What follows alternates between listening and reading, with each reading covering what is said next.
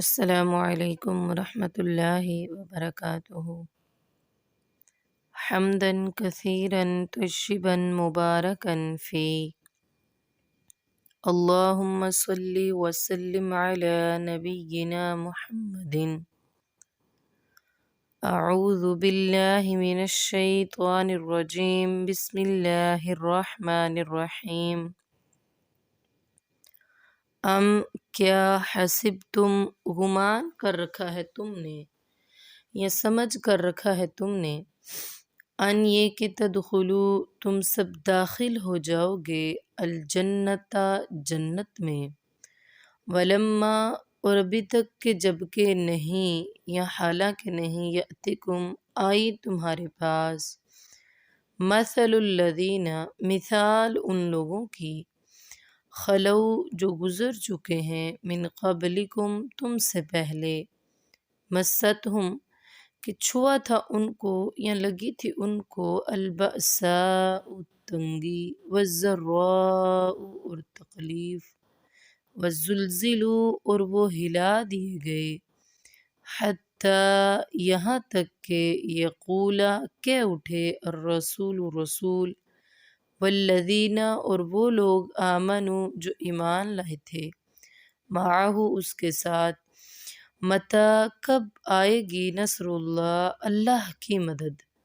الا، خبردار، ان، بے شک، نصر اللہ، اللہ کی مدد تو قریب، قریب ہی ہے۔ صحیح بخاری شریف میں اس آیت کے شان نزول کے بارے میں بیان ہے کہ ایک دفعہ رسول اللہ صلی اللہ علیہ وآلہ وسلم دیوار کے سائے میں، دیوار کے ساتھ ٹیک لگائے ہوئے تشریف فرما تھے کہ سیدنا خباب بن ارت رضی اللہ تعالیٰ عنہ آتے ہیں اور آ کر شکوہ کرتے ہیں کہ اللہ کے رسول، آپ دعا کیوں نہیں کرتے؟ یعنی اتنی مصیبتیں اور پریشانیاں آ رہی ہیں مسلمانوں پر، کافر مسلمانوں کو تکلیف اور ایذا پہنچاتے ہیں، تو آپ دعا کیوں نہیں کرتے؟ یہ سن کر رسول اللہ صلی اللہ علیہ وآلہ وسلم کا چہرہ غصے سے سرخ ہو جاتا ہے، اور آپ صلی اللہ علیہ وآلہ وسلم نے فرمایا کہ تم سے پہلے لوگ تو ایسے تھے کہ ان پر تکلیفیں آئیں، ان پر مصیبتیں اور پریشانیاں آئیں، ان کے جسموں کو آرے کے ساتھ چیر دیا جاتا، ان کے جسموں پر لوہے کی کنگھیاں چلائی جاتی، اتنی مصیبتیں کہ حتیٰ یقول الرسول والذین آمنوا معہ، یہاں تک کہ رسول بھی اور وہ لوگ بھی جو ان کے ساتھ ایمان لائے تھے، سب کے سب کہنے لگے، متی نصر اللہ، یعنی دین بالکل آسانی میں ملنے والی چیز نہیں ہے، اس کے لیے اپنا تن من دھن قربان کرنا ہوگا۔ تو پھر یہی اس آیت کا شان نزول ہے۔ پھر فرمایا کہ اللہ تعالیٰ نے، الا، خبردار، ان، بے شک، نصر اللہ قریب، اللہ کی مدد قریب ہی ہے، یعنی حوصلہ رکھو، صبر کرو، قریب ہی انشاءاللہ اللہ کی مدد بھی تم تک پہنچ جائے گی۔ یسألونک، وہ سوال کرتے ہیں آپ سے، ماذا، کیا، ینفقون، وہ خرچ کریں، قل، آپ فرما دیجئے، ما، جو بھی، انفقتم، تم خرچ کرو، من خیرن، وہ بھلائی کے ارادے سے ہو اور اچھے مال سے ہو، یعنی حلال سے، فللوالدین، تو والدین کے لیے خرچ کرو، والاقربین، اور قریبی رشتہ داروں کے لیے، والیتامی، اور یتیموں کے لیے، والمساکین، اور مسکینوں کے لیے، وابن السبیل، اور مسافروں کے لیے، وما، اور جو کچھ بھی، تفعلوا، تم کرو گے، من خیرن، بھلائی کے ارادے سے، فإن اللہ، تو بے شک اللہ، بہ، اس کو، علیم، خوب جاننے والا ہے۔ تو دیکھیں اس آیت میں انفاق فی سبیل اللہ کا طریقہ بتایا گیا ہے، یعنی اللہ تعالیٰ فرماتے ہیں جواب میں کہ اے نبی، آپ سے یہ لوگ سوال کرتے ہیں کہ کیا خرچ کریں